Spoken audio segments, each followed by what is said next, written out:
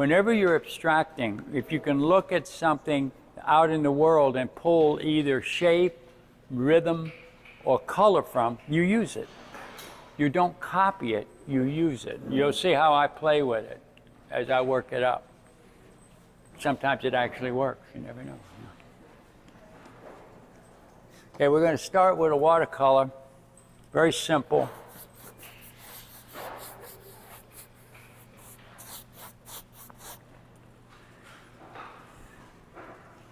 And then we see.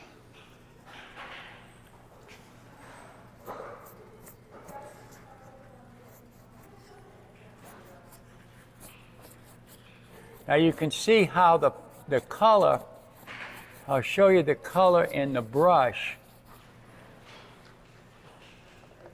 You see how it changes when it hits the paper, because the paper is wet. When you have any water, it's going to dilute the pigment, which is basically what most watercolorists want when they begin. Because as this dries, we'll flap on almost the pure watercolor and then the oil, and we'll see what happens. Go ahead. Is there a resist on there? What is underneath? Tape, yeah. Yeah, I'm going to try to keep those as white as I can to show a green in a red. If it's on white, we'll have a little more strength, I think. We don't know, you know.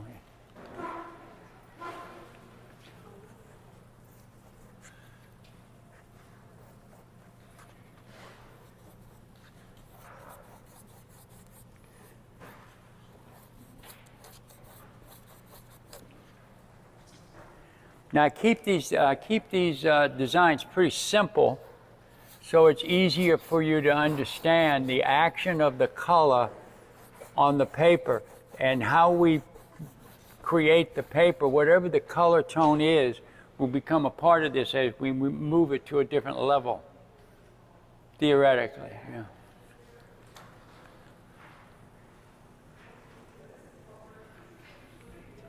And you can see, if you're not attentive, when you're abstracting, you're much looser. You're not really working with an exact action. You're working with a stimulation against these spaces. And as you're working, you're looking at those spaces and how those spaces are moving. If they're creating an action against it, or laying and creating a little tension, you're on a pretty good road. If it's dead, then you're going to have a problem eventually. With any luck, you know. Okay, now we're going to do this.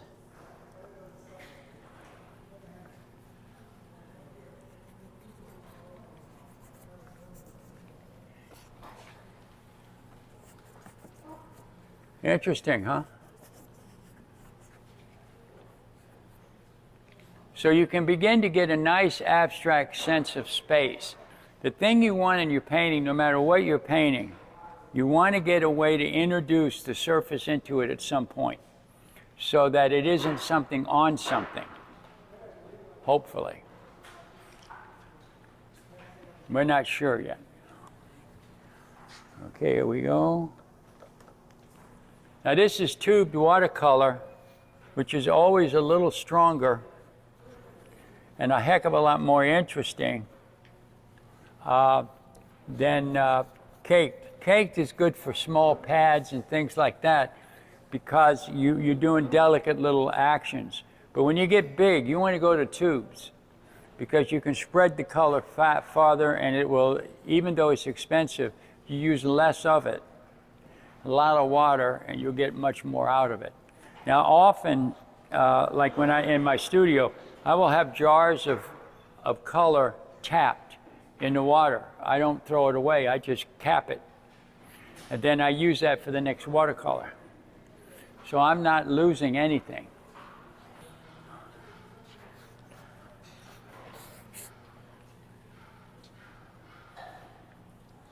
And red is red. The alizarin against the cadmium is a deeper, cooler red against a warmer red, that kind of thing, but basically red's red.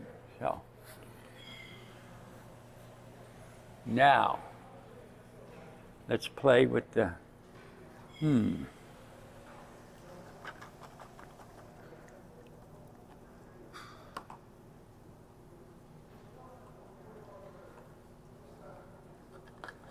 Here we go. One never knows.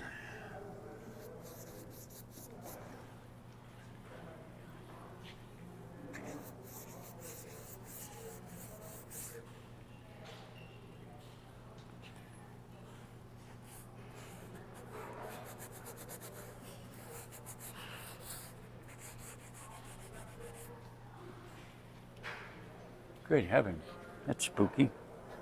Not supposed to look that good. Yeah.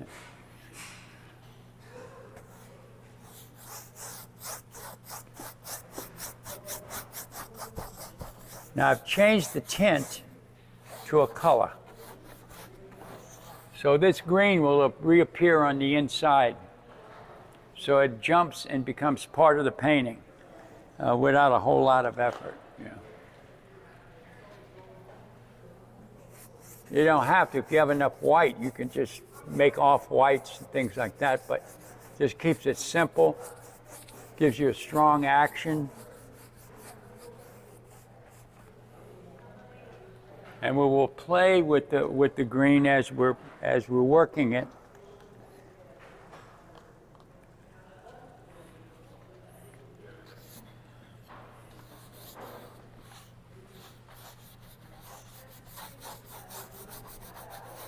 Keep it softer at the bottom. Let it slide under. Come forward at the top. Any luck at all?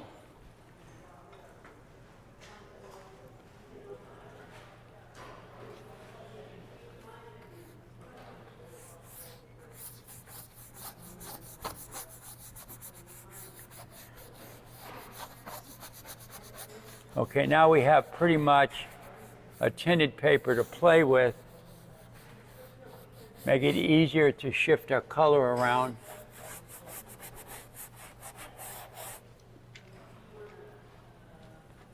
And the two colors are giving us a sense of light. That's the one thing that color does. Everything you paint comes out of contrast. Low contrast, medium contrast, high contrast. This is a higher contrast, the green and the red. As it gets tonal, it becomes a mid-contrast. As it becomes very gentle and very quiet, like I've seen guys doing a shadow within a dark plane, that's what you call a low contrast. Now, Vid and I used to have arguments about that all the time, because when he said people did that, they weren't painting, and I said, yes, they are. It's just a different tone, that's all.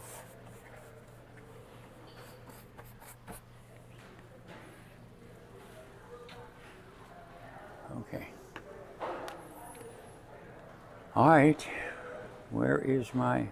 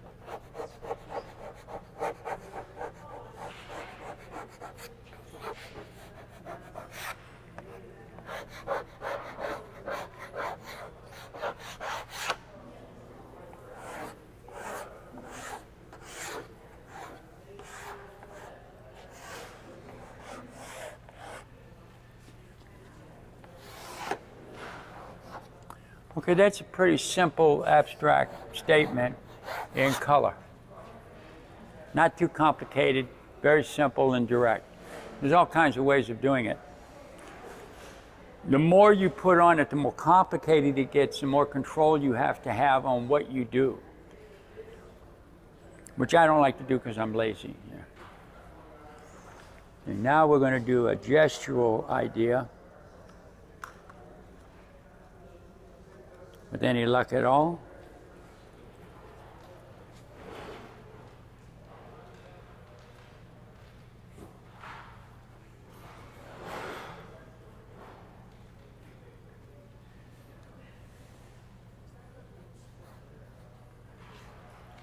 The more I play with it, the more exciting I get it, the action. I try to hold on to as much as a strong color as I can, because that is the power of the painting. Everything else is to feed it. In other words, I tell you guys all the time, you don't want to do something to compete with it, you want it to feed the basic idea. If you do that, you got a good painting. If you have something in contemplation with it, something competing with it, you end up with different paintings. So if you want a unit, you have to let that unit speak.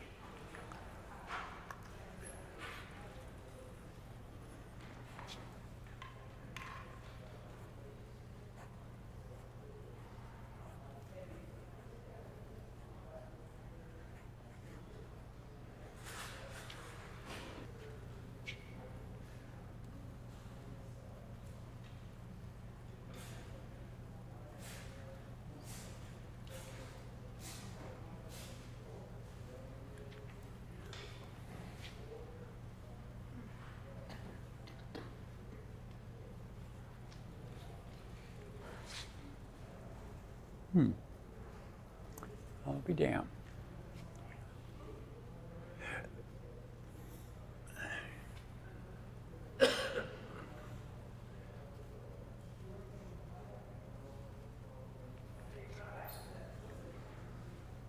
Now, one thing when you're working straight up and down, which I try to keep you guys to do it on a 45-degree angle or flat, you control your drips. If you work vertical, the drips are going to be part of your painting, no matter what. Yeah, although it annoys me, that's the way it is.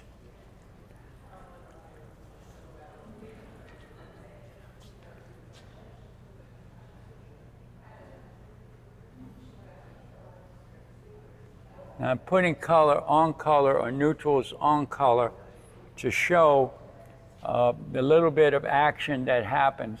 Those white areas will gray out at some point, some of them will stay quiet. Where it's white on white, it tends to be a little more interesting. Okay, now I'm gonna do the hard part.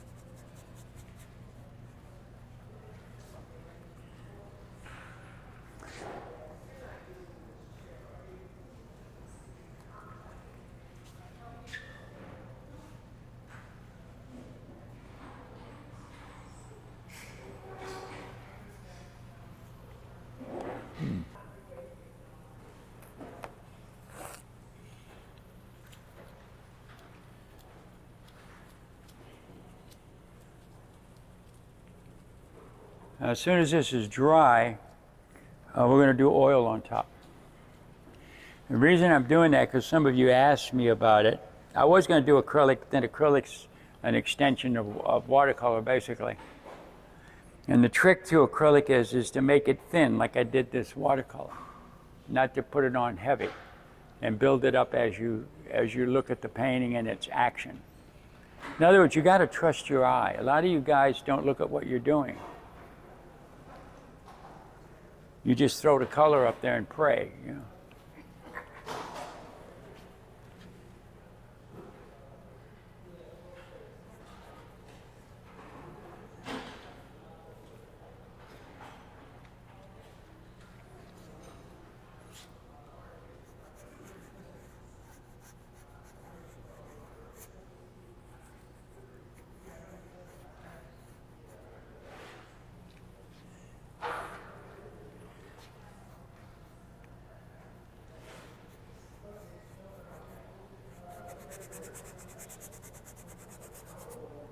Okay. Well, that's pretty insane. Very good.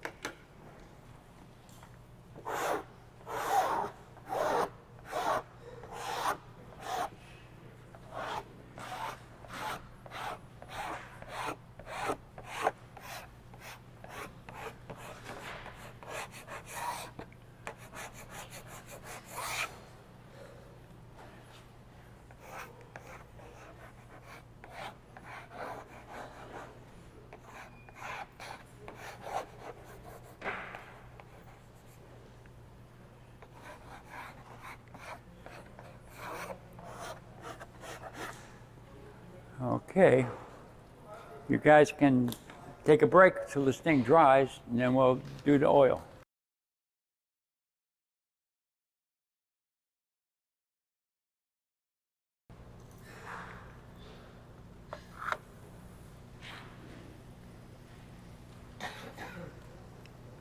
Well, that's close enough. Okay, here we go.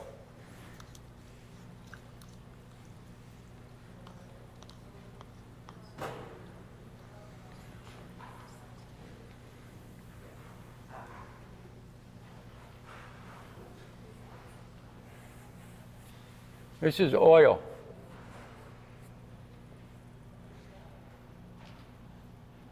Likes it, doesn't it? You never know with oil, man.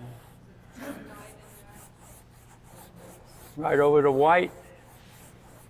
Knock that green down just a little bit here. Very much diluted. Yeah, it's got a little turpentine in it to make it a little softer, and so I can spread it. Otherwise, it gets too opaque, and then we won't get anything.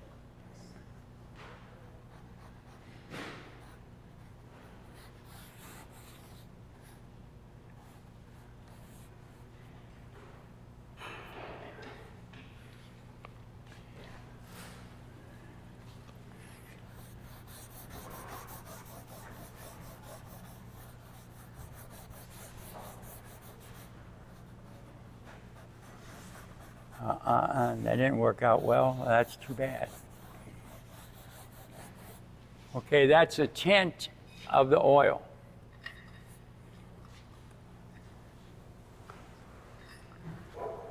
Son of a gun.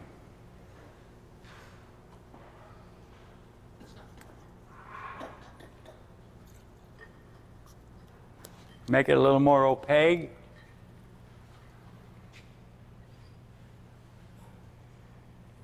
This is yellow against the yellow. Take a look. It's the oil sitting on top of the watercolor. You watch guys do this all the time. They'll do I've known one guy take a canvas and softly use tubes of watercolor and do big, broad, soft planes in watercolor and then go right over it with oil. Because they can take water and wash it out. They don't like it.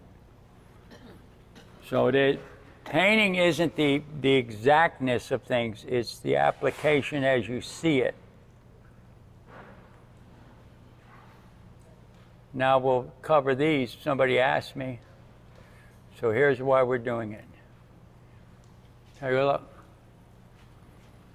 Oil. Son of a gun.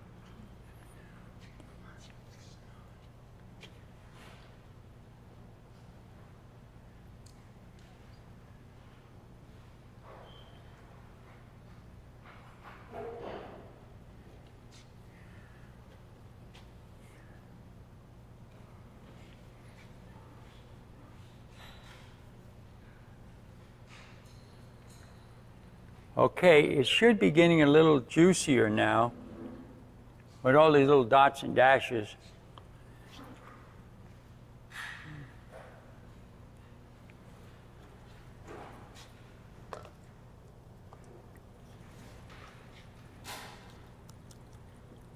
Now this is the part that may screw it up.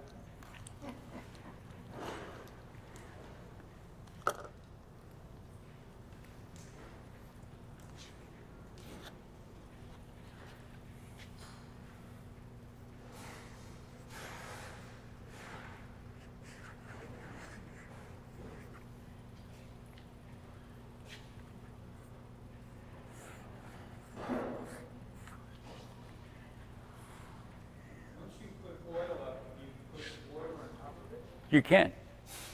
You see painters all the time in the museum.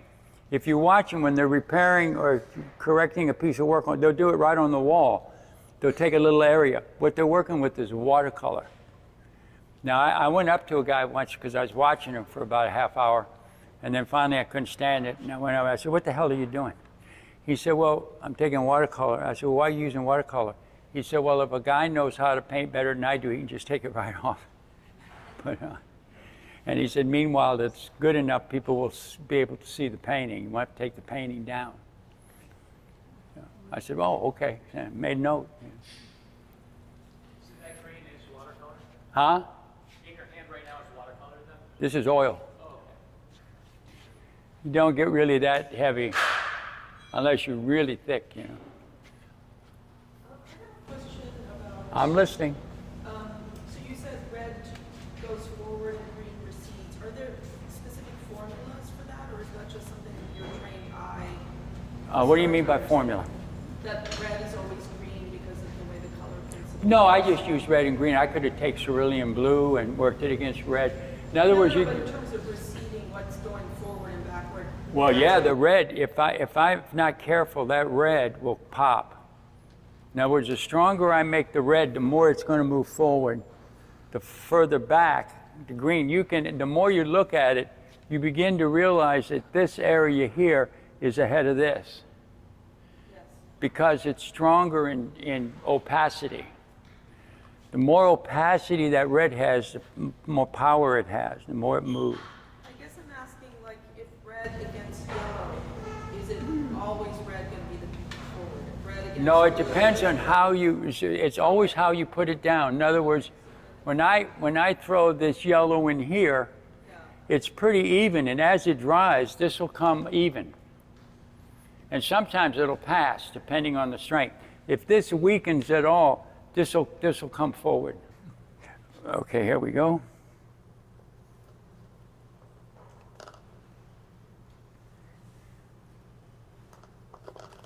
Watch this. This is going to be fun. Here we are. This is oil red.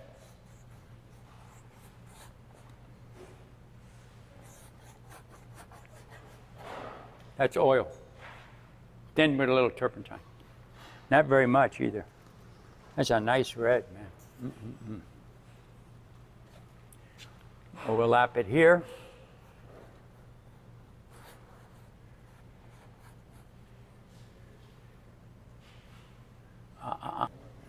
There we go.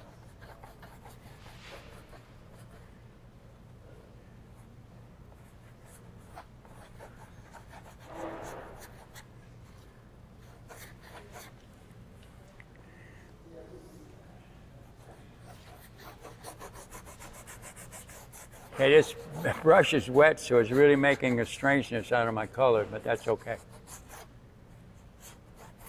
Okay, now you got a pretty broken up piece of work with just tints of yellow. In other words, the green, which is a mass, is never pure. It's a little tone here, a little weight there. So it's shifting and moving. When we take the stripping off, you'll see it. You'll probably see it better, hopefully. Now let me do something. Where'd you go, you little devil? Ah, there you are.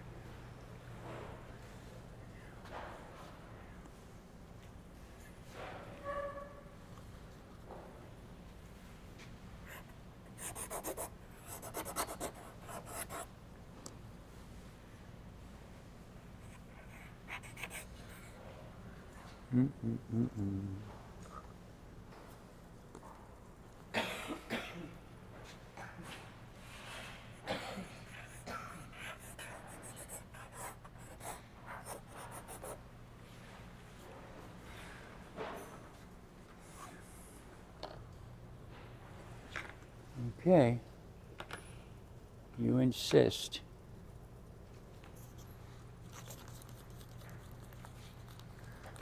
I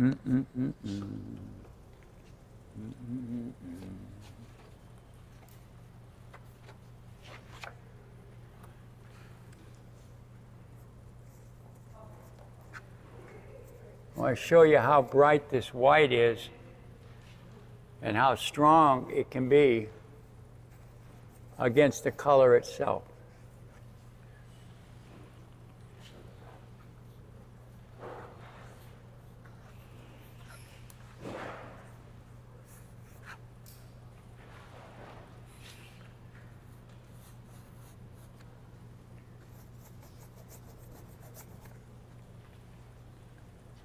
You see how that white takes off?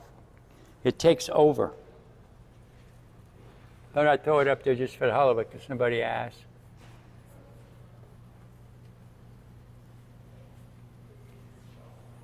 Now, wherever I want to change a color or develop a lighter color, I'll throw a little white and see what let it dry and see what happens.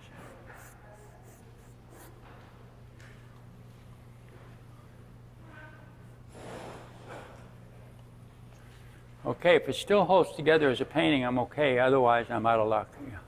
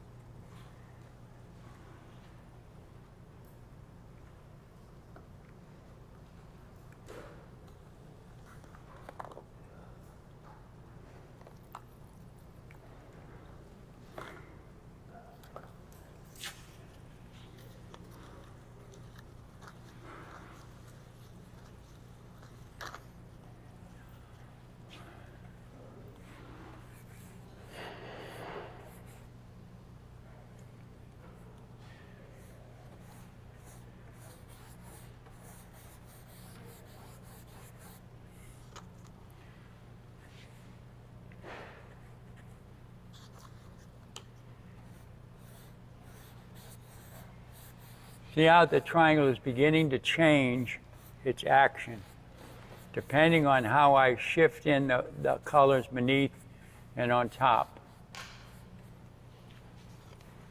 Becomes a smear.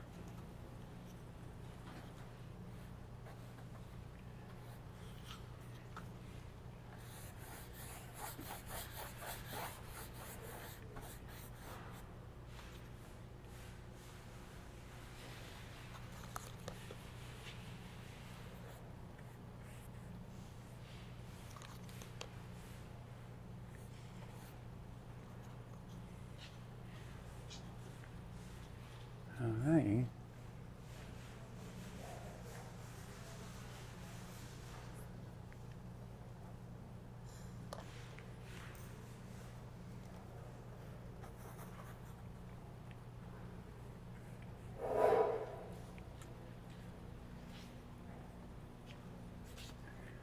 As you paint, you just do what the painting tells you to do, and you're usually pretty well off.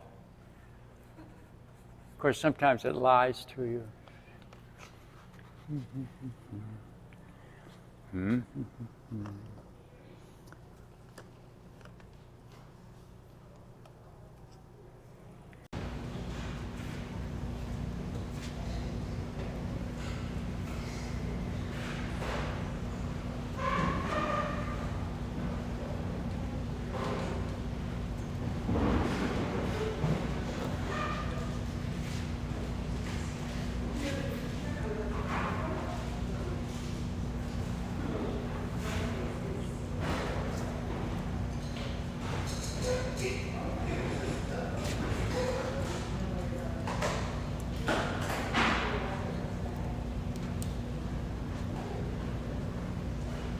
Now I pull the white back up as a color, unifying it forward and backward, under and on top of the major colors, just see if I can make it work.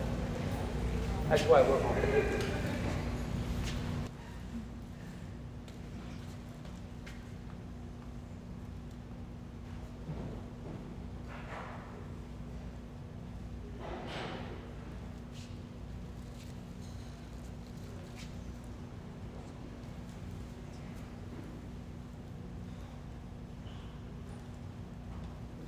Oil.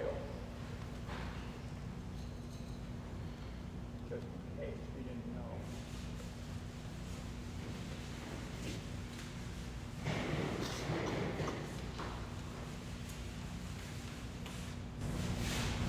Okay, see what happens.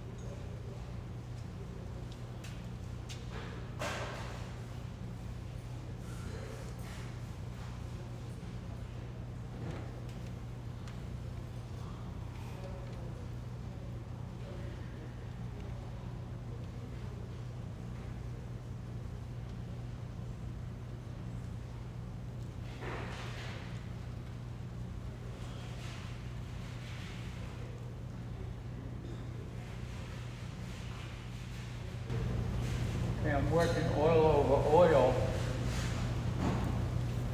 one never knows what's going to happen when it dries, but it should work.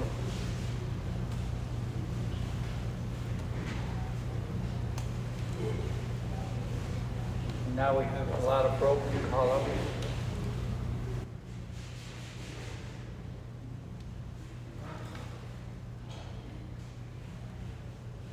Yellow. And let that all.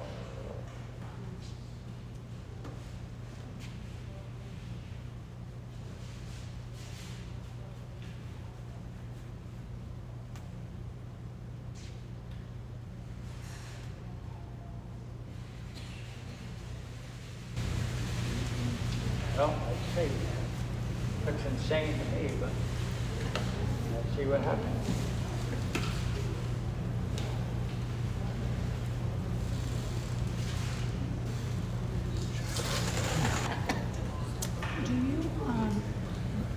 Do you paint on paper first before you go to canvas? A lot of times, yeah. And you're kind of copying or just... No, I'm just exploring. In other words, I would take a mess like this and I would lay it on another piece of paper and very thin, and then I would break it up and make it more solid. So I'd play with it. Yeah, I'll show you what I mean. I'll do something here just to keep it out. I mean, this is no masterpiece, so there's no loss.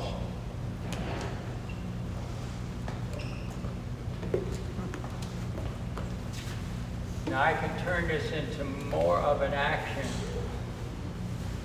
by making a form shift. Now watch.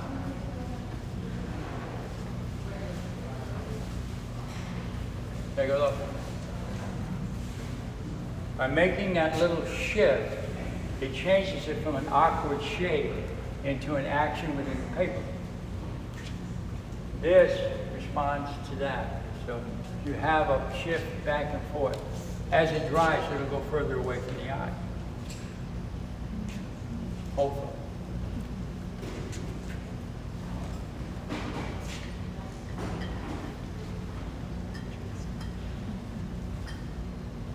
But I did this only to show you can use anything on top of watercolor. You can use acrylic, you can use oil, tempera. You can do anything on top. Watercolor is a great way to sketch an idea, especially if you're not sure of the upper design. So you sketch it in with the watercolor, and then you can make your changes as you paint forward. And a lot of painters will let some of the watercolor or some of the other softer tones come up and unify with the more opaque tones. So you can get pretty good at it.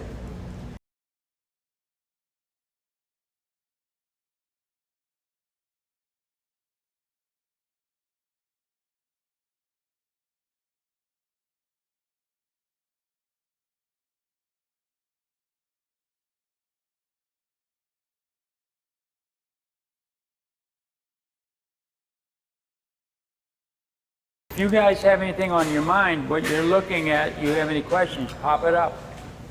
That's what we're for. Go ahead. So, and you never really looked at that. I just looked at the yellow and the red. Right, but in your unconscious, you always have that same display. Is that something that's in your head before you start on those particular two cameras? Yeah, that's a simple exercise, that simple, big, broad plane. Like I took that color and decided I'll just make that diagonal. The diagonal is good because you can work above it, in it, and below it. You can break it up, or you can come back and make it solid. But that's in your unconscious. That's in your when you're unconscious. Starting your painting. That Yeah. gave you the inspiration for what you're going to do today. Sure, it told me the gentleness or the strength of it. Absolutely. Because if you look at the green up there, You mentally remembered that in your head when you Sure. started your painting. absolutely. Okay. I pick it up. It's good to say that. 'Cause Yeah, because you pick it up, and when you're abstracting, you get used not to get literal. To say that instead of worrying about the little pink, that no, it's a plane of pink, a plane of light blue, a plane. So you play with it. Did you always paint like that, or has your style changed? Well, sometimes it's more complicated because I'm working on a bigger idea. For example, I got a bunch of watercolors that are based on the drawings that I did in Scotland. So I'm dealing with the shape of a cliff. Now the shape of that cliff changed color depending on where I was standing or how close or how far away. Like sometimes it's a mass of heavy greens, sometimes it's broken up into violets and reds and whites, little berries, which gather. So that's when I have notes in my little sketch pad, and I say, oh yeah. Great. Because I spent 6 months there. I didn't spend 2 days. I was there for a while. You know. Yeah. The separation in the middle, is that a plan? I mean, Well, that's going to end up with two different paintings. So I can sell both of them in one. Always doing it. really? Sure. I had a guy come in and buy the whole thing, framed it up, and put it on his wall. So he was a happy fella.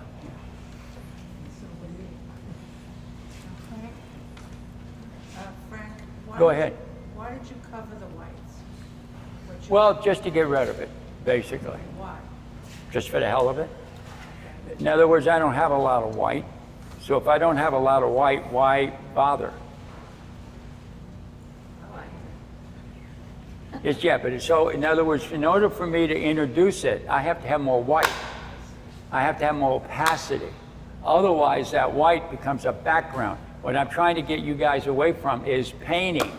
Painting is if I paint her in that sweater ends up here in your design. Because I'm not working with that against that, I'm working with the interaction. So when the eye looks at the painting, it looks at the whole painting and not just pieces. Okay. What I like is a big problem for painters because you got to break that like down into either the essence of the painting, not just what the colors are doing together.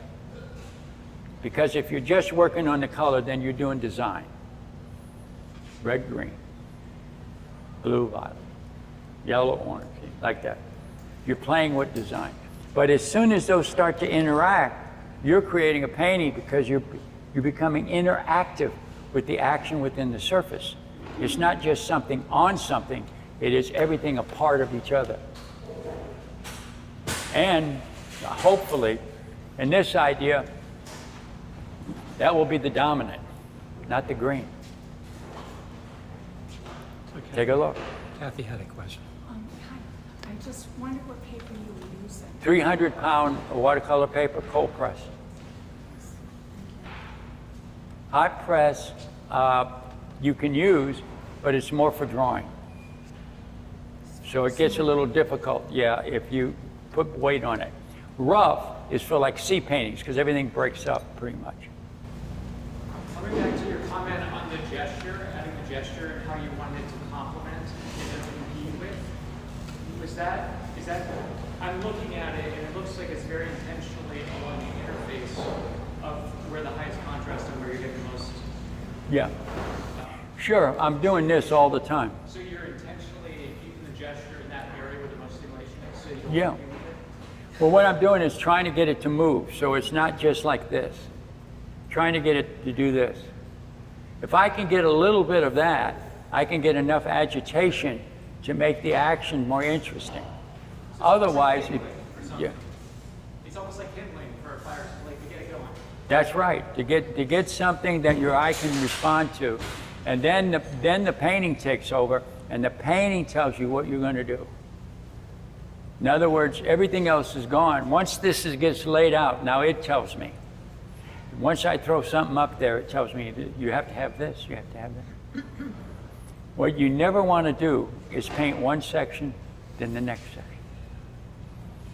You want to paint the surface and then interact. Now, once we peel it, we could play with it a little bit if you want. But as you're working it together, you want to feel the whole action playing with each other. In other words, this area is being pushed behind this area. Now, I separate this. This area will be slightly ahead of that. This will become individualized eventually, hopefully. We don't know. It's very tricky. On the right hand, you have about 20 little white, I'll call them white splotches. Yeah. I was wondering what you were going to do with them. Well, I don't know yet. I don't know if I'm going to leave them, or I'm going to run a red over it so it's a lighter tone, or am I going to put a blue on top, or am I going to put another color on top? I'm not sure. But if it's white, I have choices. If the white's not there, my choice is gone. Could it have been your subconscious that you were talking about before with the white flowers? Yeah. That's right. You can feel them. But I may dismiss them, see, because it may not work, because I may have to do bigger area someplace else and I don't want to. So. But I always want the intent. And sometimes I leave them just to be annoying. Yeah. Anybody? Okay, got any more questions? You guys know everything? What? I have a question. Yeah. I got a little confused, I didn't follow you. You mentioned the word individualized, and I thought the idea was to make it all part of a bigger whole. Well, it is.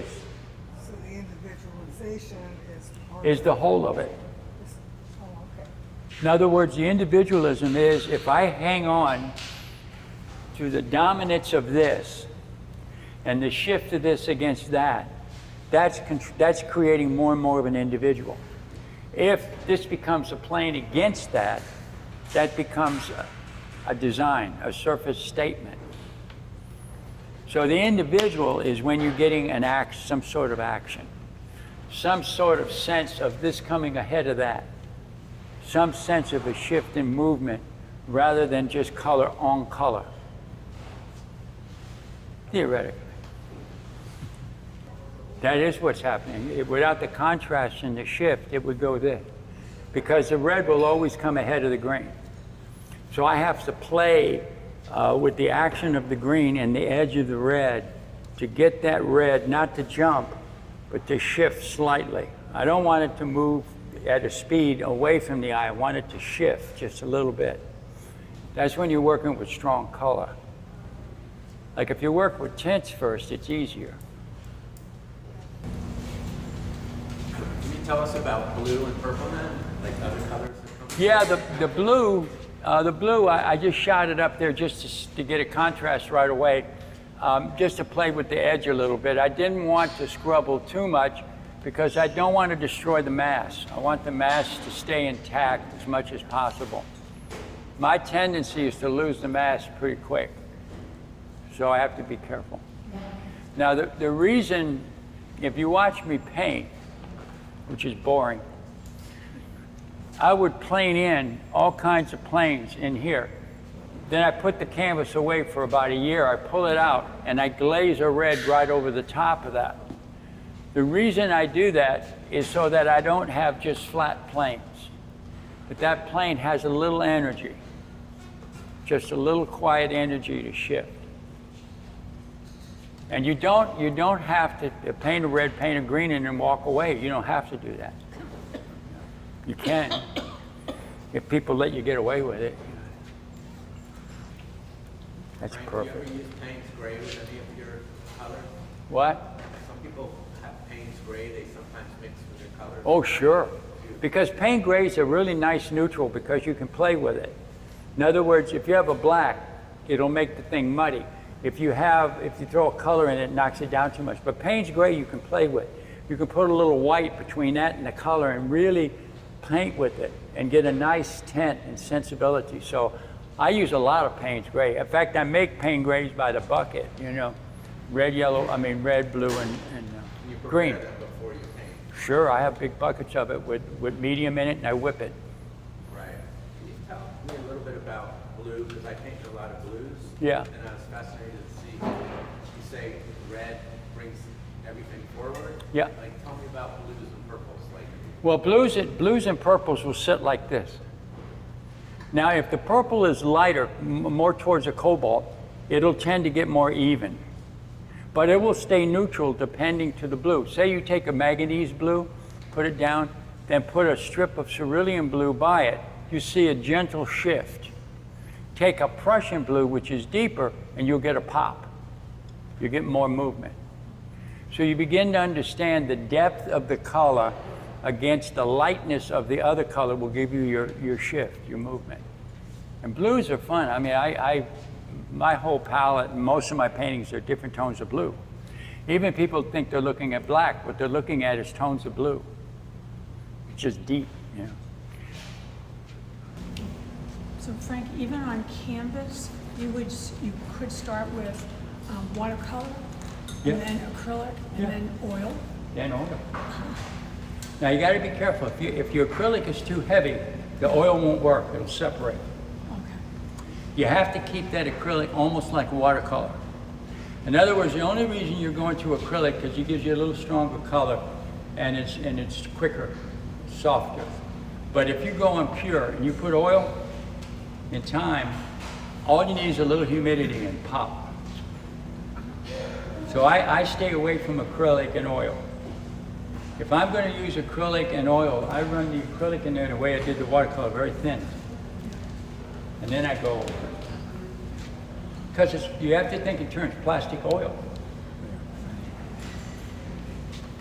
Everything in general.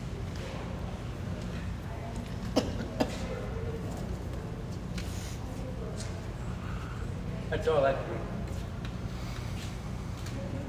You don't want a lot of, because you have a little area, the eye can't play with that. On the other hand, the bigger you get, the more action you have, the more relationship you can have between large, soft areas to the more opaque areas, so you have room. See, like in here, I've actually done, just finished an abstraction just like this. It was just. So you work, the smaller you are, the less information you try to put on that surface. You get a major idea, lay it down to see what that major idea, how effective it is. Then you can take that major idea, if you're stuck on it, you can then explode it. You can expand it up on a big surface. But you don't want to take a little area and do a lot of this around it because it'll diminish. You get in trouble. I've had plenty of that. Anything else? I can go home. Can I ask an unrelated question about raw canvas? What do you ever use raw canvas, or do you gesso it first a few times, or how would you go about using that? Rocks? Raw canvas. Oh, raw canvas. I never use raw canvas. Raw canvas will rot. Oh, good to know. You have to understand when you when I take a regular canvas and I use the glue. I use the glue and I glue it. What you're doing is you're protecting the thread. And then you can run your ground on top of that. Now, if you use a raw canvas, you can use that thread, but the problem is that some of it may leak in there, so you get little spots. So I always put a ground down, because the ground does two things. It holds the color, and it helps with the threading. So you got to be careful with that. I've seen a lot of paint. Now in acrylic, we don't know. You can maybe use the raw canvas. Just take the acrylic and rub it on. I don't see anything damaging it because it's all plastic. So,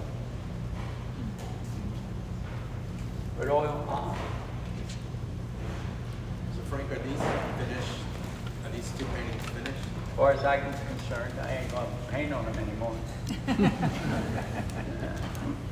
I just find the left one, that red spot is just very heavy. Dominant. To me. Just Yes. very good. Yeah, it is the painting. There's no doubt about it. In order for this to explode up here, this has to come down more. But I ain't gonna mess with it. I mean, it's just paper, for Christ's sake. Why worry?